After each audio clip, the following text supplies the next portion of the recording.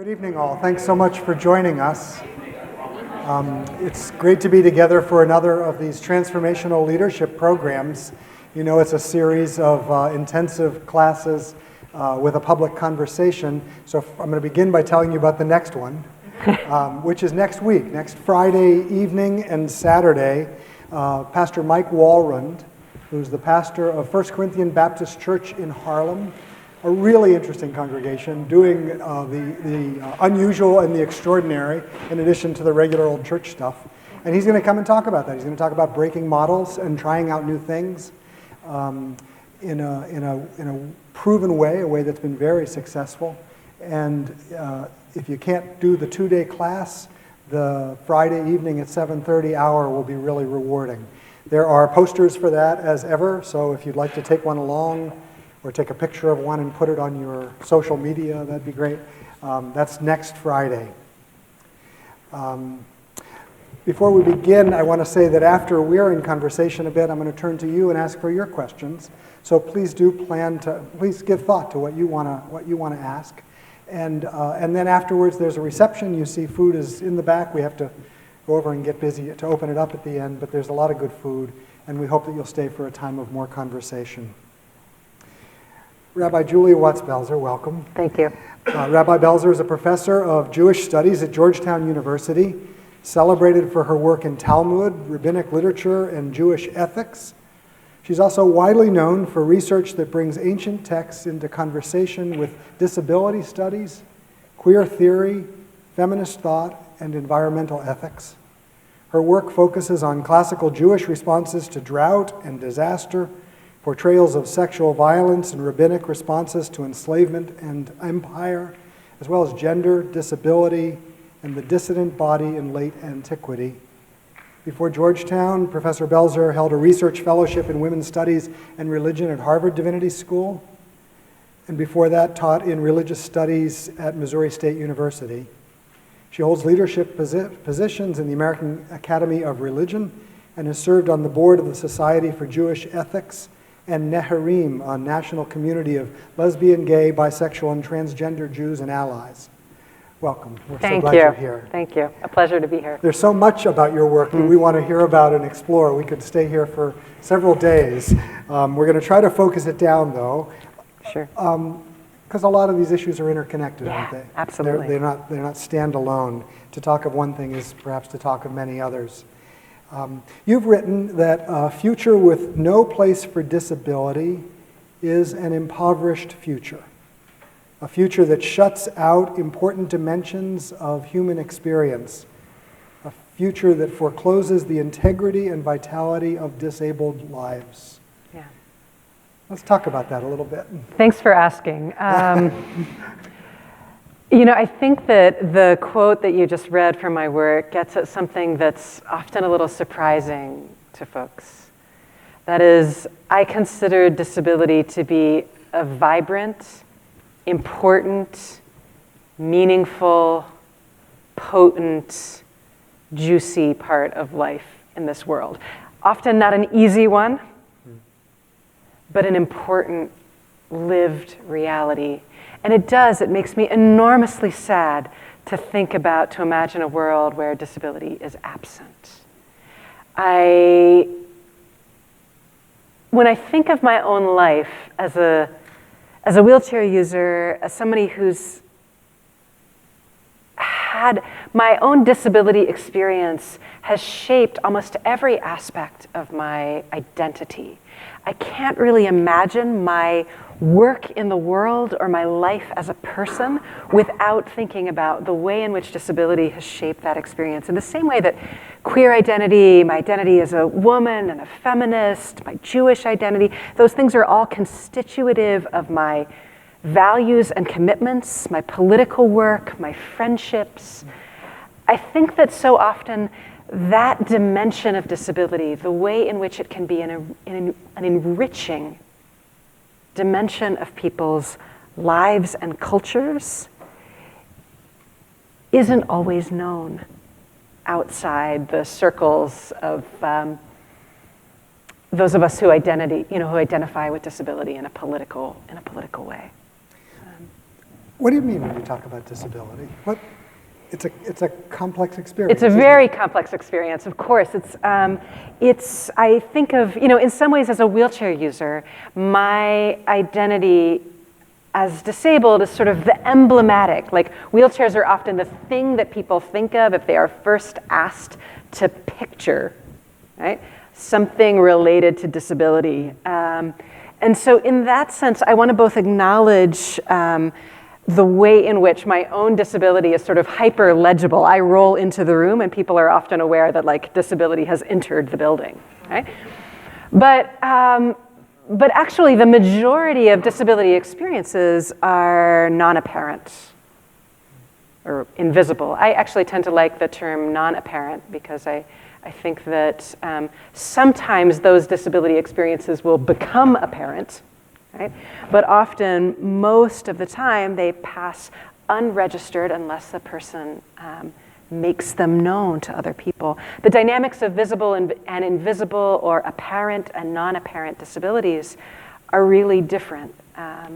There's a lot of shared experiences, but then there's also dimensions that manifest quite differently. I think about disability as incorporating a whole range of physical, sensory, and mental experiences, intellectual experiences. I think of mental health, chronic pain. All these things are not always thought about as falling under the rubric of disability, but in my world and in the disability communities that matter to me most, this is a really important dimension of disability. I'm interested in doing work, political work, cultural work, advocacy work that moves across different disability experiences. So I think I'm largely informed by a world that doesn't want to talk about disability. Yeah. Why is it important to have this conversation? Well, let's talk first, before I answer the second part of your question, about the first thing you just said, that I think you're right, that most of the world doesn't want to talk about disability. In fact, even those of us who have disabilities have often been socialized to assume that our disabilities should take up as little space as possible, right? And that if passing is possible, right, we should absolutely, obviously pass in all situations when it might be possible. Right? Now, there's a lot of reasons that passing can be a good strategy for people, and I want to acknowledge that. Like, there's a lot of costs to being sort of visibly out, right, or invisibly out as a disabled person. This is a world that often is hostile to disability, and so disclosing disability can come with risks for an individual. But I also firmly believe that this is something that my queer identity taught me, right? That there's also costs to living closeted, right? That the claiming of disability pride, the claiming of disability space, the saying yes to my actual body and mind, right, is one of the most powerful and important liberatory postures with which I can move through the world. And I'm continually moved by the way in which my presence as a out and proud disabled person can sometimes make more space for other people to identify with or name or recognize, right? Or speak to their own disability experiences as well. So that was the first part. Now I forgot the second part of what you asked me. Why should we talk about it? Yeah, I mean, maybe what happens when we talk about it? What opens up? What changes? Well, so I think there's a little bit of a fantasy going on in the world that, like, actually in an ideal world, we could sort of live with bodies and minds that function as though they were machines, right? That they never experience system failure, right? That they never slowed down, that they didn't feel pain, that basically, like, you could wind them up and they could just keep going, right? On and on and on, like always working, always studying, always on the very top of their game. I actually think that's a horrible world to live in. Right? It's a way of being in the world that doesn't acknowledge any kind of fallow periods, that doesn't allow us any kind of space for inhabiting limits, recognizing the value to stepping back. I'm not one to celebrate vulnerability. I think sometimes there's this huge celebration of vulnerability on the part of people who don't experience a whole ton of vulnerability. And then those of us who regularly know vulnerability are yeah, it's not all that actually. But I do think that disability teaches something really powerful about the fact that human bodies and minds are contingent.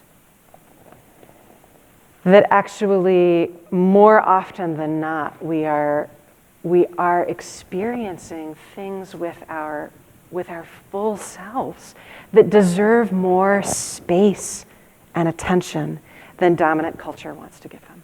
I think when we talk about disability, we begin to make space for acknowledging that. Mm-hmm. That's a world I want to live in. Right? Think about ableism. Right? Ableism is a system of violence similar to racism, sexism, heterosexism, classism. It's kind of systems of structural violence that stack the deck against certain kinds of people. Right? And so ableism, of course, targets primarily people who have disabilities.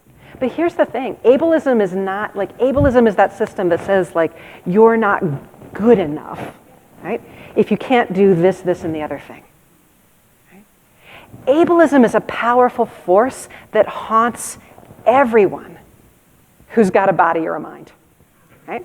We are all at risk when we live in a culture that assumes we are only as good as our last success. So I actually think when we talk about disability, it can potentially make space for all of us to recognize the stake we might all have in dismantling a culture that privileges efficiency and a kind of brutal efficiency, right? That demands a sort of hyper competence in all aspects of life at all moments. That regulates the way in which we manifest in our bodies, the way in which we show up, the amount of space we're allowed to take up, the way we're supposed to think and feel, and the consequences for stepping out of line. Again, those are dynamics that target disabled people most, but they're ready to spring against any one of us. And in that sense, I feel like I'm so passionate about talking about this work because I think we can make a cultural change, right? That reimagining disability in religious community, reimagining disability in any community is about making more space for us to be present as we actually are. Can you give us glimpses of what that kind of a community looks like, where that work is going on, where that consciousness is alert? So this is something that I've really learned by spending time in disability communities, right? In places where, through friendships and connections with other disabled people who value making that kind of space. Mm-hmm. There's a disability activist and theorist, Mia Mingus, who talks about a concept she calls access intimacy. And she said, that's the kind of feeling that you get when you know that your access needs and your real body, real-minded self is actually genuinely welcome in a place. And we make that for each other, Mingus says. It's not actually something that's just sort of built into the welcome statement of a congregation, right? It's actually something that's baked into the interactions that people have with one another. Of course, there are things that congregations can do structurally to help make that more possible, right? But I think it's also on the one-to-one level, right? The communal level of what does it mean to actually want each other to be here as we really are. I think about what does it mean to make space for people to not always have it all together. There's a lot of spaces I've been in where it hasn't felt safe to express pain or uncertainty.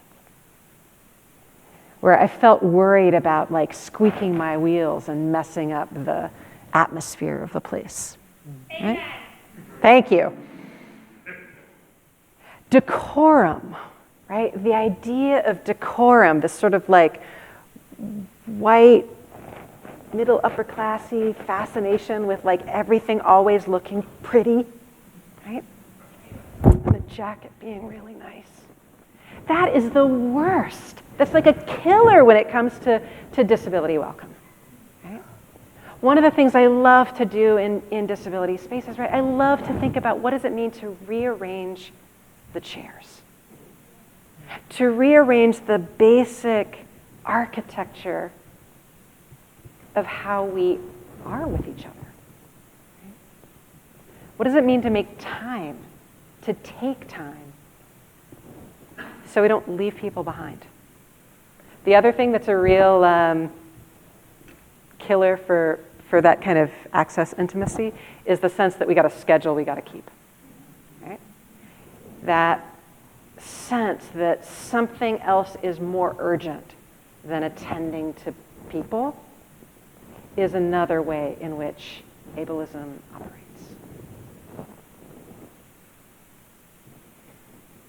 I like settings where people can knit or crochet or stim. Right?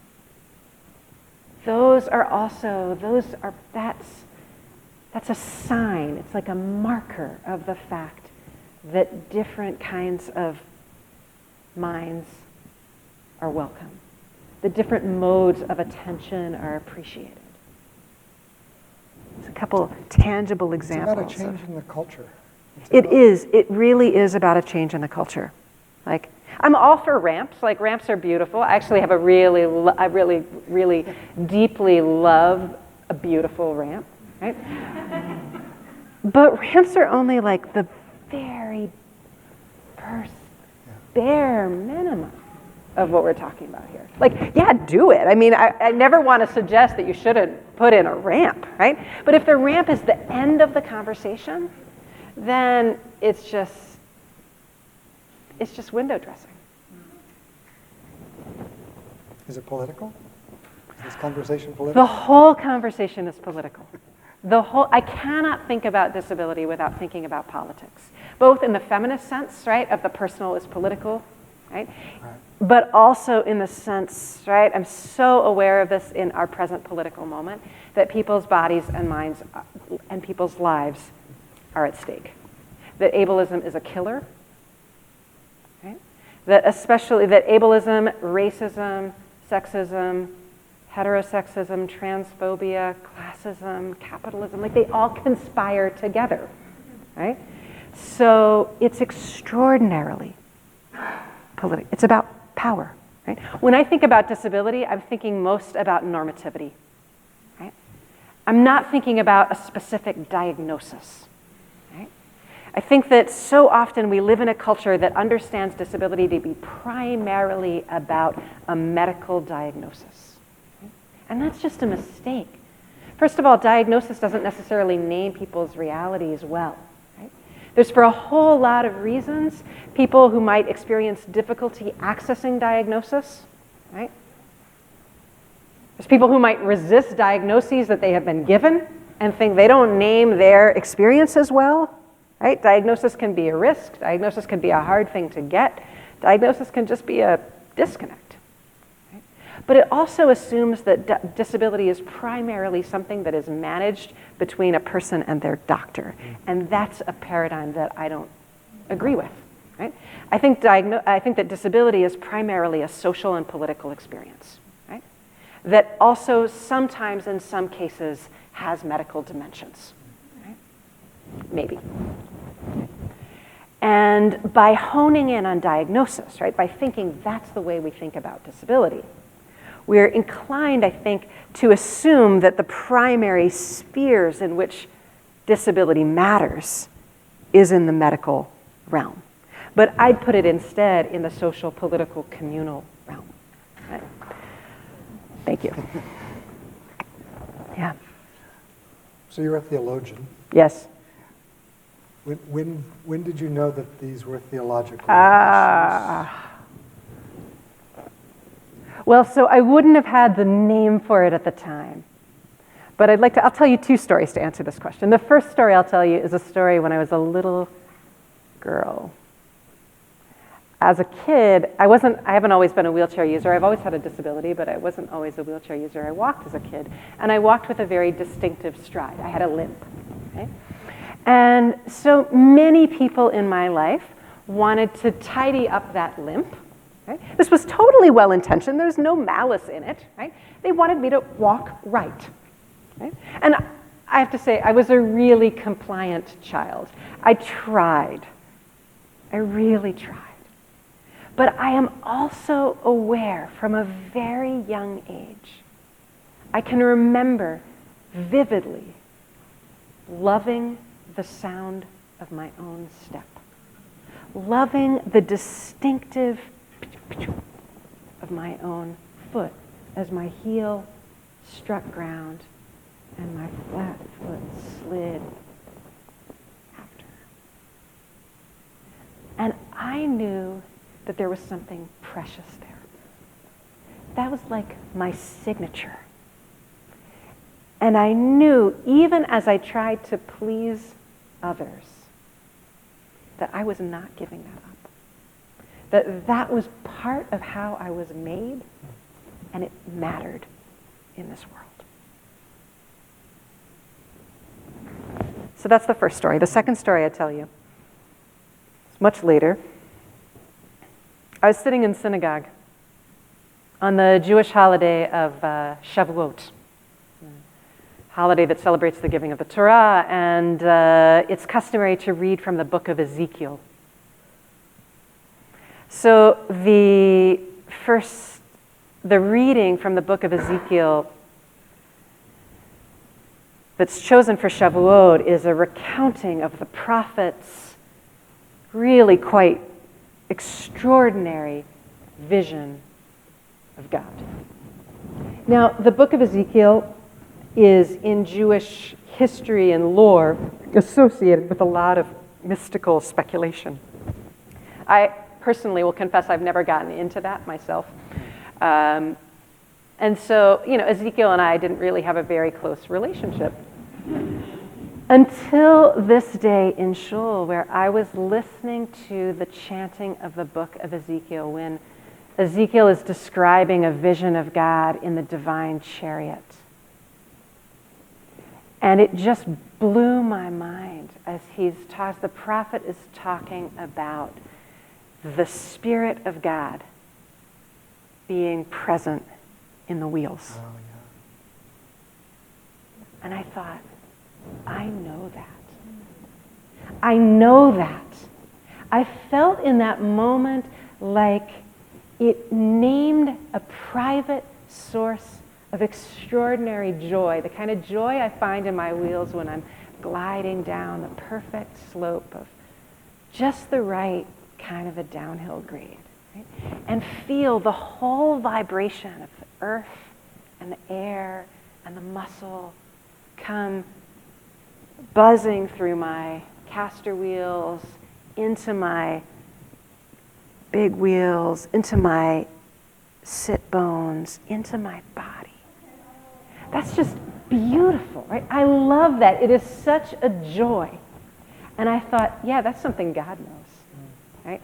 That was an extraordinary theological moment for me because it was one of the moments when I realized, bone deep and true, that my experience, my disabled experience, might actually tell me something extraordinary about the nature of God, right? It's like a minority report, but it's to think that my disability experience, this disabled body, in fact, knows something through disability, not in spite of it, but because of it, that's theologically potent and religiously and spiritually powerful. That was a shift that was a kind of beginning point for a lot of the work, the theological work that I have done afterwards, which is less to ask, what does the tradition have to say about disability? And more, what does disability experience know that the tradition doesn't yet understand and needs to be able to tap into? Let's talk a little more about that. Let me quote you to you again. Okay. You're right, Isaiah uses the transformation of the body to mark a powerful discontinuity between now and then. Would you say more about that? This biblical notion of the body and of the discontinuity. So there's a moment in the book of Isaiah when the prophet speaks about the imagined future, the longed for. This is actually the return to Zion, to Zion, where he lays out a vision of the world in which disability is erased.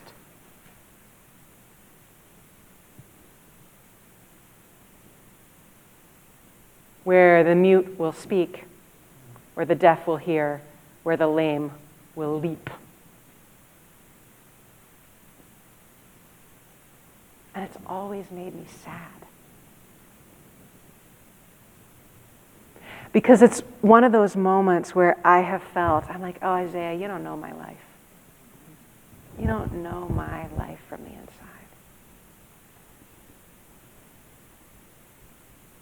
It's such a normative notion of thinking, right? And I feel and encounter and hear this all the time. People project onto me, right? This idea that obviously I must want to be able to get up and leap, right? And I mean, I'd actually kind of like to leave aside the question of like, would that be a desirable thing? Like, I actually am not that into it, right? But it's so super theoretical. It's like this hypothetical question that people ask me all the time, right? Like they've got no stake in it, right? And I have everything at stake in the answer. And so I also just don't think it's it's a setup, right? It's an unfair question. People say, well, if you could wake up tomorrow, right, able to climb a mountain, I don't know what, would you do it? And I just think the terms of that question are unacceptable. We have to stop putting people in positions where their whole lives and identities and experiences are on the line for other people's idle curiosity. So, let's go back to Isaiah in the Hebrew Bible. Isaiah's language often gets lifted up into this kind of public conversation, this imagination that obviously an erasure of disability, a return, not just to the normative state, but to a hyper-normative state, like not just to be able to walk across the room, but to be a great athlete, right, is the desired thing. But Isaiah actually, if we look more closely at that passage in its biblical context, the passage that Isaiah is talking about, he's imagining a really radical disconnect between the world he knows and the world he yearns for. Okay? I actually think that disability is sort of only incidental here, that actually Isaiah is really speaking about imagining an experience of an end to political violence, an end to heartbreak, an end to loss, an end to longing, a total change and transformation, right, of the world that we have into a world that is barely possible to even imagine, right? He's using disability, right? As a kind of metaphor. And I criticize that, right? Because I don't like disability to be used in this metaphorical way. But I don't think it's actually about bodies or disability per se. I think it's about imagining, right? Trying to give his listeners a sense of the divine capacity to transform world and circumstance. That's important to him, right? And some days, that's important to me too. Do you distinguish in the way you approach these texts in your scholarly self and in your identity as a rabbi? Absolutely, Yeah. right. So as a scholar, when I am doing rabbinic scholarship, when I'm thinking about Talmud, I work with, reading Talmud and Midrash and classical Jewish texts with an understanding to their cultural significance, what these texts meant in 6th, 7th century Babylonia. Right? I'm using them as a window to understand the way in which power, deviance, normativity, empire, all of these concepts are being negotiated in the rabbinic world. My obligation as a scholar in that moment is to understand the cultural work that these texts are doing in their time. That work is really valuable to me also in thinking about how I would engage these texts as a rabbi, as a spiritual person. But I do not feel bound in the same way by the intentions of the original writer. I don't feel I have an obligation to always hold to the original horizon of the text. Right? So it's very clear to me, to go back to that example from Isaiah, right? To that example from Ezekiel, that the prophet Ezekiel was not actually imagining God as an awesome wheelchair user, right? Like that was just not in his toolbox. Right? But in the here and the now, that image, right? What Ezekiel meant as an image of the divine throne, as an image of divine kingship, as an image of majesty and power. I love what happens when I take that image in its scholarly complexity and also then slam it into provocative juxtaposition with my own experience of disability, which is to say, yes, maybe this is a whole other image of what queer, Crip, queenship might look like, right? That happens for me in part because of this ability to switch spheres, right? I've also, I think, as a scholar, become increasingly comfortable registering my own discomfort with certain aspects of the text. So earlier on in my career, I think I felt much more hemmed in that regard, right? Sort of responsible to the text and the text alone. Now I feel deeply responsible to be a very careful, thoughtful reader, scholarly reader of text, but also to not always subordinate my own ethical responses to a text. I actually think that there's a place for that in scholarship as well. And so I've come back around to saying certain elements of the ethics of reading, the intentions of reading, my own response to a text that feels deeply misogynist, for example, deserves in some way at least to be registered, right? Even if it is not resolved. How does the Academy respond? So far, so good. I guess I would say that, of course, the kind of work I do is not everyone's cup of tea. But I'd rather, I've been really, yes. Your mic is low enough up there so that I can Thank you. Thanks so much. Great. How's that going? Thank you. Right. Tell me again if it happens again. So I was saying that, my work in the Academy is not everyone's cup of tea. I've been very lucky to have my work be really well received. I feel extraordinarily lucky to be in the place I am, able to do the kind of work that I do. But I've also just increasingly sought out conversations with people who like the work and the projects that I'm doing, right? I feel like rather than trying to always break into conversations that aren't really my conversations, right? I'd rather figure out a way to cultivate the kinds of conversations that feel nourishing and life-giving and essential, whether that's in rabbinic space or in the academy. Yeah. Life's too short. This feels like familiar space, doesn't it? Trying to figure out how to use the academic work in the congregations or communities where we're going to try to engage people. How about congregations? How about communities that are not academic? I love bringing the kind of academic work I do into congregations, right? Because I'm often thinking about how to engage with complicated texts and to give people, I really like and believe in giving people tools to engage critically with texts. And also normalizing the possibility of fidelity, loyalty, and dissonance, right? That you can in fact be a critical reader of the text and still be a sort of loyal participant in the culture, right? And so in that sense, I love bringing the kind of scholarly work I do, adapted, yes, right, but into congregational settings as well. I think that we do.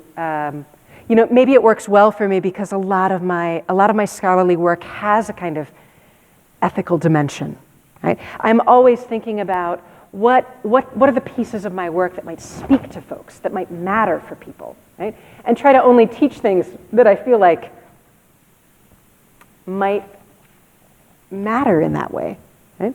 But I guess I will say that I've also tried to organize my own scholarly life so that I myself feel like I am often spending a lot of my energy working on those questions. Of course, there's an extraordinary amount of my own work that's textual work, manuscript work. None of that makes it into congregations per se. That's the prelude.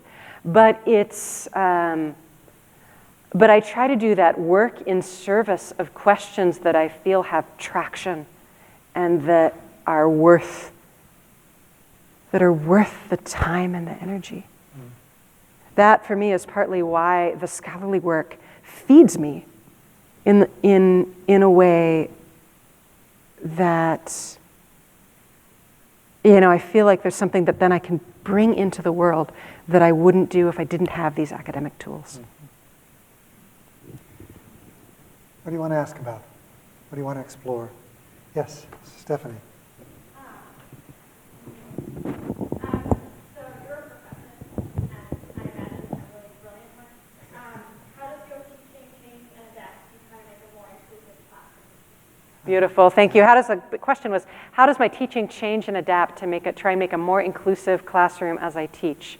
So when I started out teaching, one of the things that was really important to me was cultivating discussion in a classroom, right? And so I think as many professors did, I would sort of require or expect class participation, and it was a part of students' grades, right? I came to realize, though, that there was that there were some really unfortunate assumptions baked into that model. That it sort of expected that everyone was it privileged, let me say this way, it privileged people who were quick thinkers, who were fast talkers, right?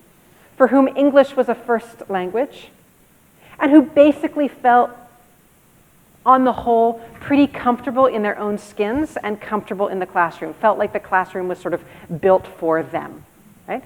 So it was running pretty counter to what I actually wanted to do in the classroom.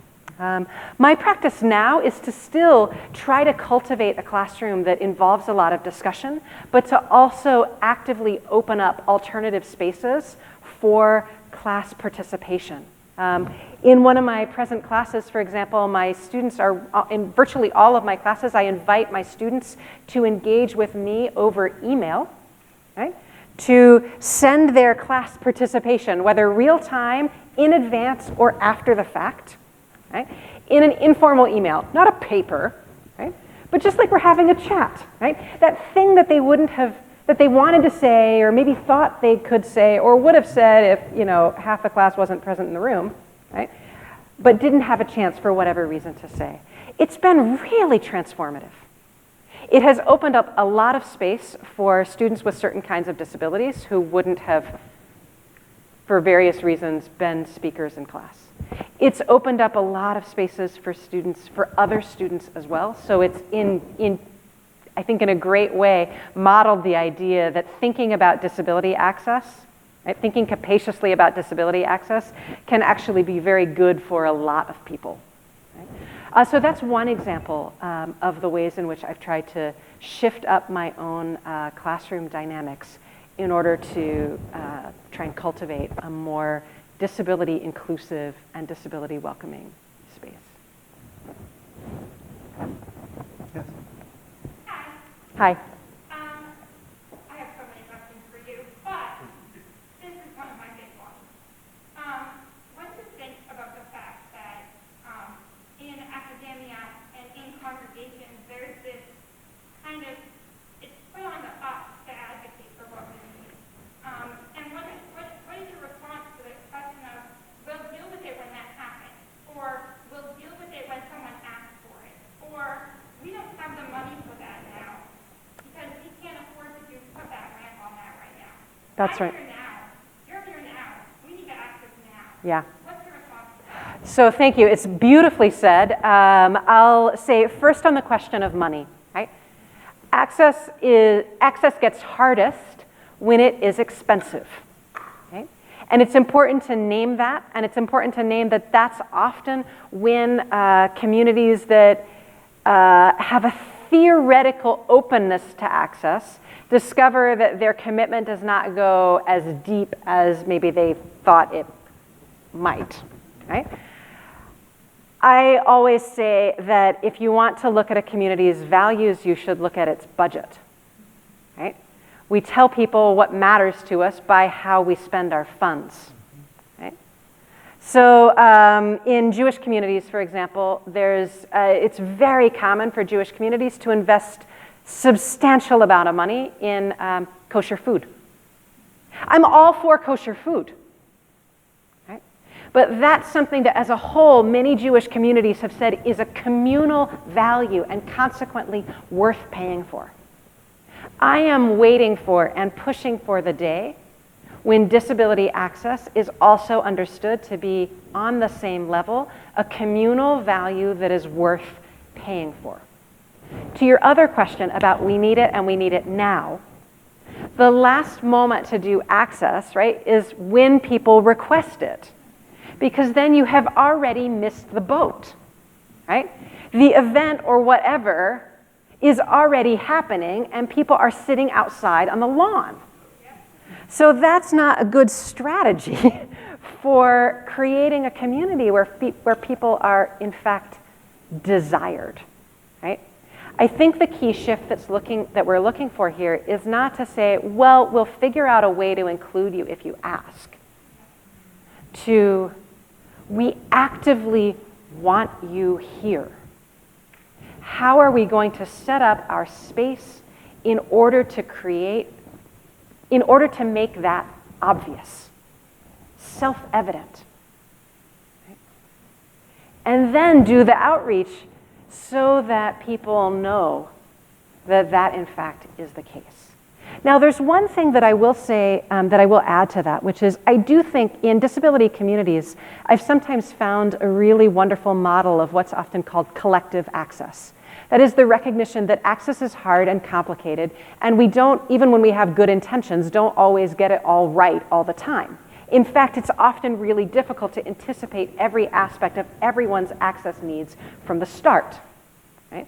So there's often a kind of negotiation, a sort of commitment to figuring out together the way in which we are actually going to implement our access commitments, and also figure out if there is a kind of collision between different access needs, how we can adjudicate that, how we manage that. So in that sense, I feel like it's also important to name the fact that many of the details of good access do have to be developed in conversation with with individuals, because access isn't a one-size-fits-all experience. But I am much more willing to do that, right, when I'm in a space where that baseline desirability of my presence has already been communicated. Yes? Thank you very much for your talk. Brought tears to my eyes. And one of the things that did really hit me, that as someone who's disabled to me, that I've not really had a chance to really have someone honor before, is that you are, your disability allows you, it's, I don't know how you phrased it exactly, but that you are enough. Yeah. You are more than enough, and that you are actually contribute something that is beyond anything that our society structured to provide. Yeah. So I was wondering if you could maybe talk about or talk to the idea of people with disabilities, why it's so uncomfortable. Maybe the idea of that you were talking about how, in so many senses, disability is constantly present for everyone, and kind of taking down those barriers of disability and ableism allow is a benefit for everyone. Yeah. And maybe talk about why that there's this constant fear when interacting with disability on folks on the able spectrum of losing that ability, and that we represent that loss. Yeah. I think you're naming something really important, which is disability often provokes anxiety in us. And I'll actually say that this is something that disabled people also experience, right? So we can also be uncomfortable in the presence of other people's disabilities, whether they're similar to our own or different from our own. So just because we have some kind of disability experience doesn't suddenly give us a pass on ableism, right? We get socialized to all of this as well, right? So I think that one of the most important postures that we can develop for ourselves is this trying to cultivate a sense of gentleness toward that uncertainty or anxiety that disability does provoke in us. I find that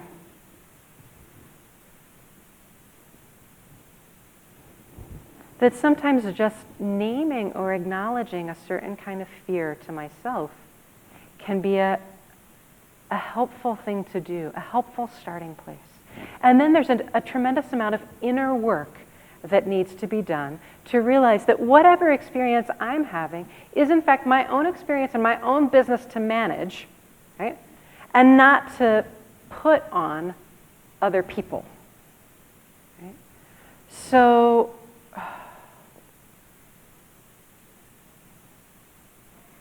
I think that's ongoing work. And I have tried to cultivate for myself a practice of noticing and being aware of my own discomfort. Right? Being aware of it and then trying to think more consciously about whether that discomfort might be shaping my behavior in ways that I want to change.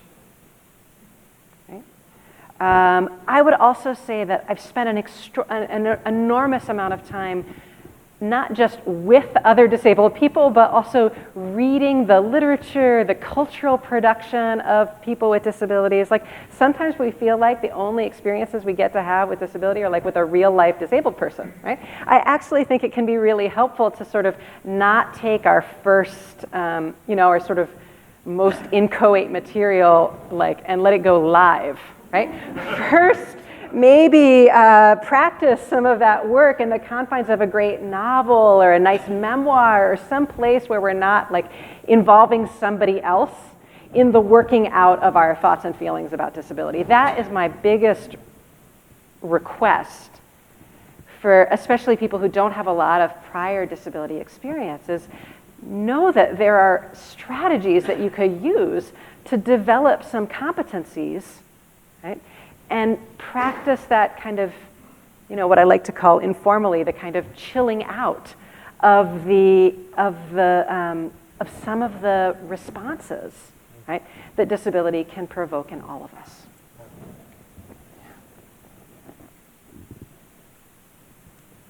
This is kind of a big question,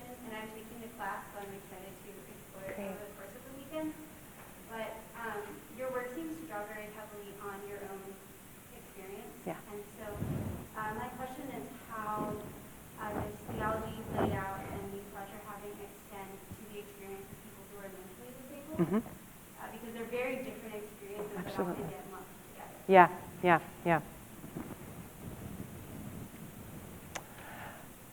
So it's true that my own thinking, my own theological thinking around disability is often deeply experiential and deeply autobiographical, right? In that sense that it does draw on I do often find myself drawing on my own experience as a site for theological reflection, right? For a number of years now, I have been quite intentionally working in doing cross-disability work, right? And spending time in disability spaces that aren't, right, that are different from, where people's disability experiences are different from my own. I find that I want to be careful about, right, there's a tension there in that I don't want to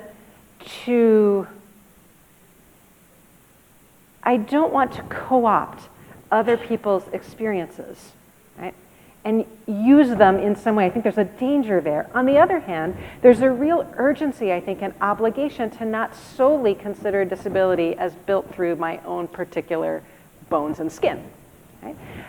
So this is a place where, again, both friendships but also literature has been really invaluable for me. So I'm really interested right now in the way in which some of my work involves environmental ethics, climate justice, things like that. So I'm thinking one of the projects I'm working on right now is to think about how disability phenomenology, about how lived experience of disability shapes the way in which people might engage with wild places, with the world, with the natural world. So I found that the literature of, I've been really interested in reading autistic people's experience of engagement with nature. And it's been a really powerful alternate, right? That is a world that I do not share that world, right? And yet, I do think there's a way in which immersing myself in the cultural productions that are emerging out of that community and thinking about them in conversation with my own lived experience, right, seems to be a way to kind of try to do some bridging. Again, not speaking but thinking with. That would be that's my usual approach.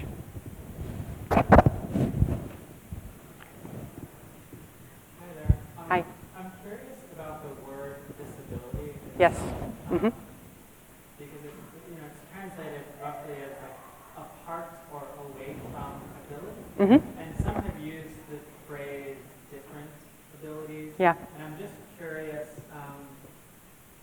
I'm just curious about your identification with or interaction with the word disability. Yeah. And because it of course has a common cultural lexicon that you could Yes. use with others, but it also imposes certain cultural or social connotations Great. with the word itself. I myself am a huge fan of the word disability, and I claim disability, and I do not like various euphemisms that sometimes get used because they feel like they're sort of attempts to work around that experience. I'm going to pull that mic forward here. See, I'm talking to you now, and that makes me want to lean toward the other lapel. So just somebody raise your hand in the back. If the mic slips away from me, just give me the raise, and I'll adjust. Okay. So the a couple reasons I like the term disability. First, I think it names a really important dimension of my experience, right? My disability is often seen as less than and inferior to, right? I disagree with that reading, right? But I don't want to pussyfoot around the fact that that's a kind of really important dimension of my experience. That kind of stigma that comes with disability has really shaped my life. Right? Ableism has really shaped my life. So the experience of disability, right, claiming disability feels like it names that in a way that differently abled just doesn't touch. Okay? The other thing is that disability in this culture, in American context, in the UK as well, and in Germany too, where so three kind of cultural milieus where I've done a substantial amount of work, disability has a lot of currency in terms of as a kind of political organizing tool. So it works in cultures to signal, yeah, I'm in this group, right? This is a place where I'm affiliating. Thank you. Thanks for asking. Just a couple more. Yeah. Okay. I think there's someone in the back who wants to get into. Off of that a little bit, Yeah. I wanted to ask you about the phrase Crip theology or Crip culture. Yeah. I feel very strongly that that's a phrase that only identifies a very small number of us. Mm-hmm. And I question the idea of reclaiming a phrase that does not fit so many. In some ways, I'm going to say it would be like me deciding to reclaim the R word. Mm. It's not my word. It was never my word. Mm-hmm. I also don't really feel comfortable with that phrase. If anyone ever yelled that across this parking lot, I think I would chase them down and run them over. Yeah. Let that be a warning to you all. So my question for you is, why did you decide to use that phrase? And what's your answer to the fact that it's such a negative connotation of this yard? Yeah, so I sometimes use the term Crip, and I sometimes don't. It depends a lot on the kind of work I'm doing and also the spaces in which I'm operating. Right? So the term Crip is a kind of political reclaiming of the word cripple that is used among some politically engaged disabled people, right? Especially but not exclusively wheelchair users. Okay. I think a few things to say about it. First of all, it's very much in crowd only. Right? So if you're not 100% sure that that's your word, don't go there. I have friends and I have kind of niche communities who love that word and love the kind of spicy queerness of it, right? Who in fact really like the edginess of Crip and feel that it's making a kind of brash, political, in-your-face statement, the kind of, in some ways, similar to the distinction between gay and queer, right? And it explicitly want that edginess, okay? But I would not really be inclined to use Crip in a congregational setting unless I had really laid the groundwork for it. So for me, it's very situational. Right? And it also just rubs some people the wrong ways, including a lot of disabled people who don't identify with that term. Right? So in that sense, I find for me that occasionally it does really powerful work. Right? But often it's, especially in public settings, it is more work than it's worth. Okay? Nathan. Thank you so much for being here. I wanted to ask a question about wounding theology, particularly distinctives between disabled theology and theologies of illness and death, and how to offer reframing possibilities for those who see them together rather than as distinct.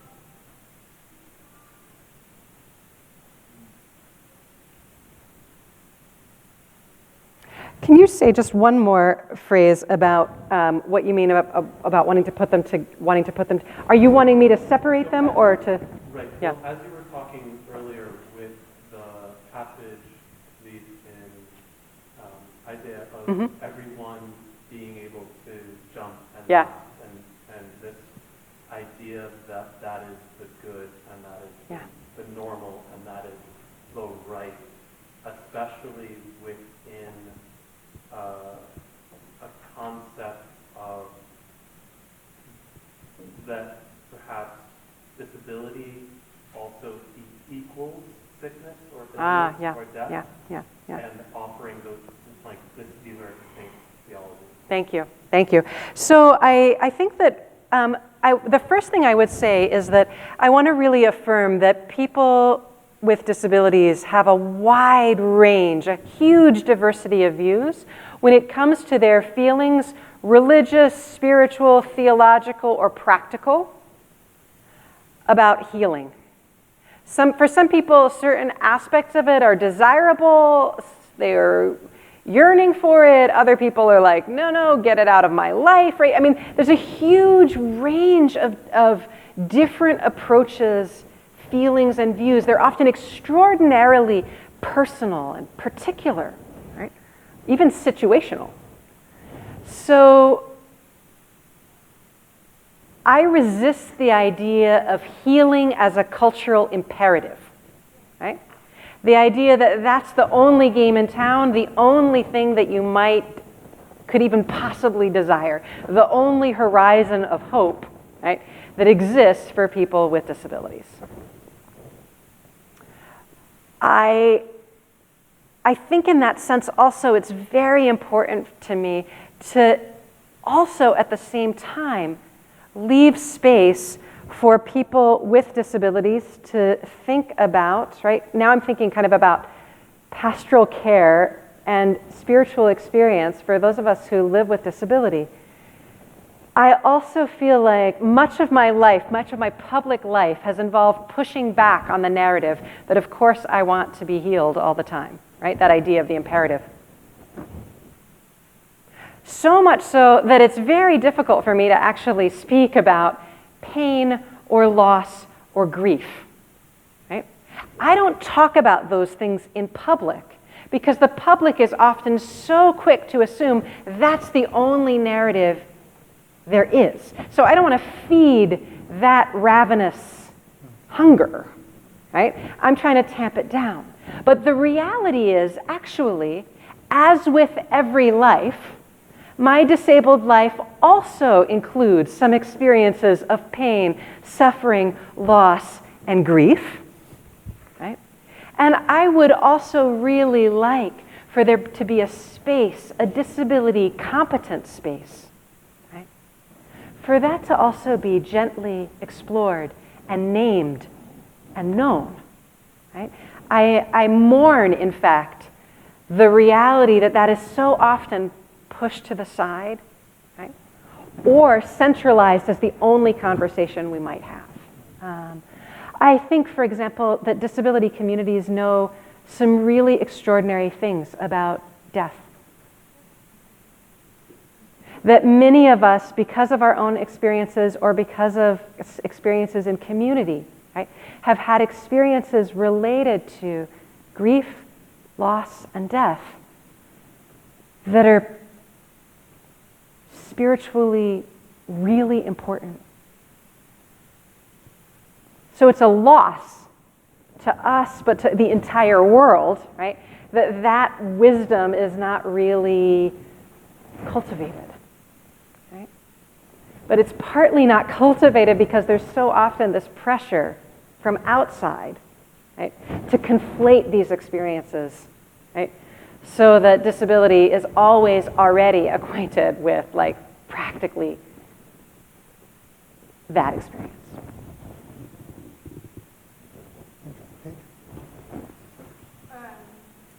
I think there's a found connection between ableism and economics. Yes. And when I'm in the position of having to justify my existence, I often face economic reasons, Yes. such as productivity, and as you already named, the cost of access. That's right. So what needs to change about our current economic system in order to make it truly accessible? Yeah. And how can religious and spiritual values inform that? Yeah, so I think you're absolutely right. We cannot take down ableism without also simultaneously taking down capitalism, racism, fat phobia, transphobia, heterosexism, misogyny, classism. They feed each other, capitalism, the assumption that people matter, right? That we can in fact assess people's value on the basis of how much and how fast and how good they produce, is a direct violation of my ethical principles, right? And it is one of the most powerful drivers of ableism. It's one of the most powerful ways that access gets denied people. So, I mean, what needs to change? The problem is, like, it's hard to even think about how to answer that question because it's sort of like, where do you start? Right? I think a lot about the questions about how, right? I also teach at an elite university, right? A university where everyone there has gotten there by finding a way to excel in a system, right, that has privileged this kind of ability to produce and perform. Right? So when I say that here at Yale, right, in the same way as if I say that at Georgetown, right, I say that knowing that we are both part and parcel of the system, right, and that many of us have also been felt that system run over our own fleshy lives. So I think that the smallest step that I know, right? I mean, it's easy to talk about, let's just sort of redo the entire order of things, right? But when I'm actually really interested in what are the small steps that might allow us to produce a different kind of the micro moves that might resist some of that culture, right? It is interesting to me to think about what does it mean to claim rest as a revolutionary act. So maybe you will sleep tonight or another night with my compliments, right? And know that you are in some way doing political work.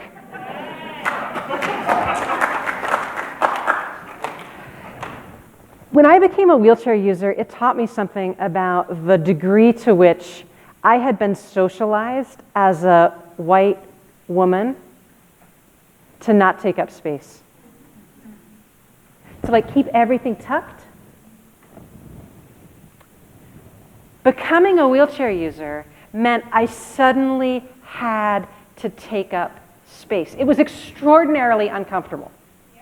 Right? I felt like I was in the way all the time. And it was actually becoming a wheelchair user that helped me to claim the integrity of my own self. Because I realized that if I didn't make space for myself, no one would. If I didn't move through a space assuming that I had every right to be there, that space would be closed so fast. So when I move through a crowd, I have this posture. I call it elbows out. Right? This is elbows tucked. This is elbows out. Right? Elbows tucked and elbows out. The motion that I'm making here with my elbows is actually only about 2 inches different, max, in terms of the actual physical space that I take up. Right? So we're not talking a major change. Here's the thing though, elbows out reminds me that I don't give way, other people move. So when I move through crowds with a person who's not a wheelchair user, with a walker, right? A strider, I like to say, they don't go first. They don't move with enough, they don't move, right? They're always worried to make sure that I'm gonna keep up, right? I'm like, no, get out of my way. I'm going first and you follow after, right? They're always trying to clear a little path. Right? I'm like, no, we're going. We are moving. And space will get made. That's the other thing that has been an important shift for me. I realized that I had been largely socialized to ask way too much rather than to figure out how to take up space. There's a huge cost to taking up space. It hurts sometimes. It's hard. It's work. But I have realized that that posture is better for me than the posture of constant deference.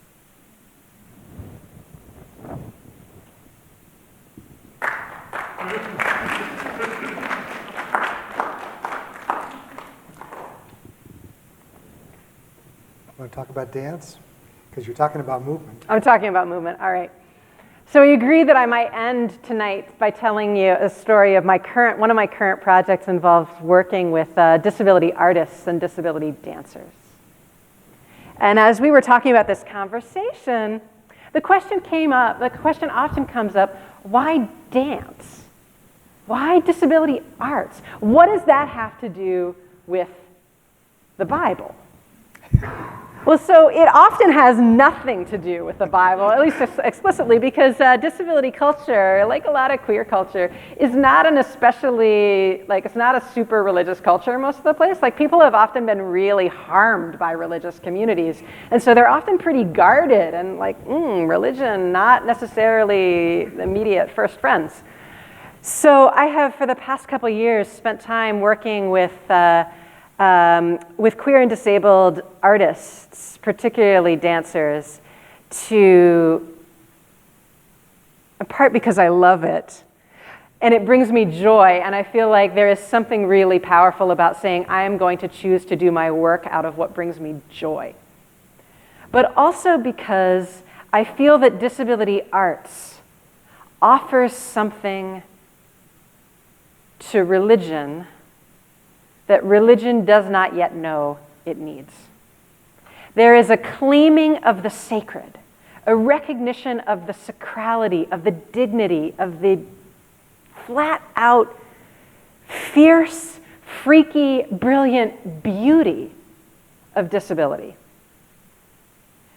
The political work, that kind of unflinching space that artists are often really powerful at tapping into. I want more of that in my religious communities. I want my religious communities to know how to show up for disability rights and justice. Not just in terms of creating an inclusive community, but creating a society that believes in valuing the lives and the livelihood and the survival of disabled people. Artists, disability artists, are the ones who are often doing that work. And so by bringing that dance work into conversation with Bible, it, for me, cracks a whole different kind of life into the sacred text. I realize that as much as I love Midrash and Talmud, as much as I love Torah, right, sometimes I gotta look to a different canon. Right? Sometimes I need to open up a different set of sacred work. And the cultural production in disability communities is, for me, another kind of holy text. So thank you. Thank you. Thank you all for wonderful questions.